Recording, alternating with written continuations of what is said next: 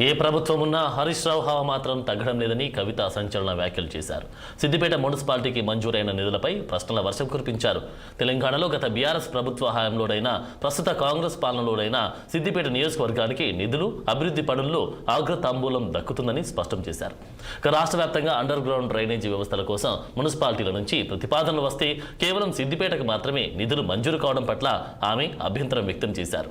గతంలో బీఆర్ఎస్ హయాంలో నిధులన్నీ అటు తరలించడం వల్ల అక్కడ అభివృద్ధి వేగంగా సాగిందని, కానీ ఇప్పుడు కాంగ్రెస్ ప్రభుత్వం కూడా అదే బాటలో పయనించడం వెనుక ఉన్న మర్మమేంటని ఆమె ప్రశ్నించారు. మహబూబ్ నగర్లో 2 నుంచి 3 రోజులకు ఒకసారి కూడా మంచినీళ్ళు రానటువంటి పరిస్థితి ఉన్నది. కానీ ముఖ్యమంత్రి గారు ఆ విషయం మాట్లాడలేదు, బీజేపీ జాతీయ అధ్యక్షుడు గారు ఆ విషయం మాట్లాడలేదు. మహబూబ్ నగర్లో ఒక 30 ఏళ్ల కిందనే 3 సిటీ బస్సులు తిరిగేటి, ఊరంతా తిరిగేది, పొద్దంతా తిరిగేది.